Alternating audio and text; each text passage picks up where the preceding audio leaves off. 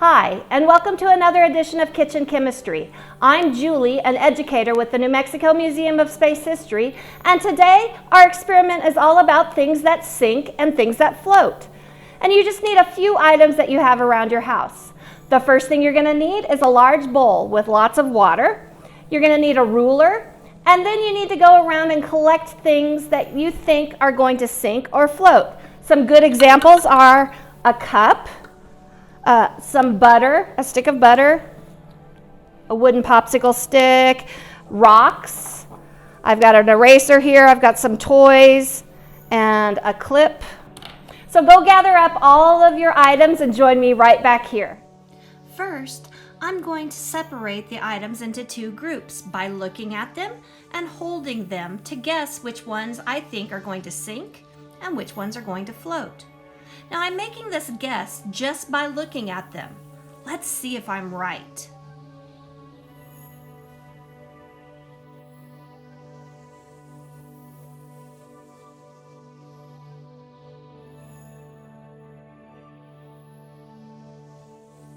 Then I'll weigh each item on the scale and write down how much each item weighs. The lightest is the popsicle stick at 2 grams, and the heaviest is the stick of butter weighing 114 grams.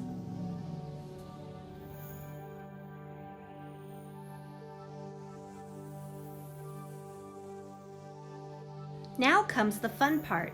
Let's see if I guess correctly. Well, the ruler should have floated, but it was too big for my bowl. The eraser floats. The cup floats until it starts filling with water and then it sinks.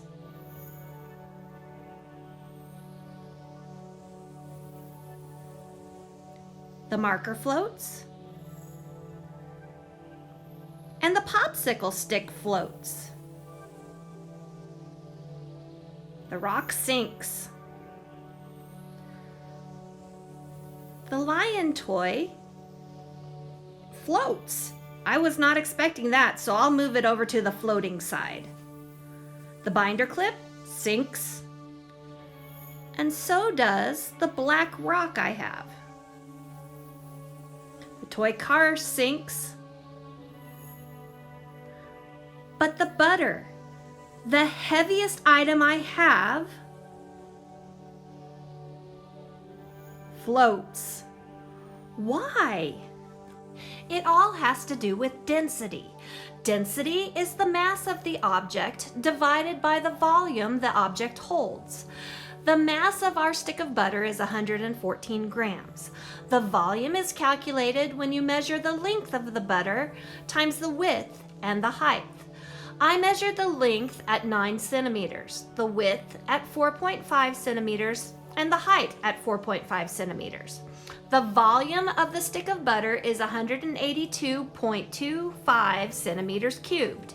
Now, divide 114 grams by 182.25 centimeters cubed, and you get 0.63 grams per centimeter cubed. The density of water is 1 gram per centimeter cubed. So as long as the density of your object is under 1, then it will float. Did the paper help the butter to float?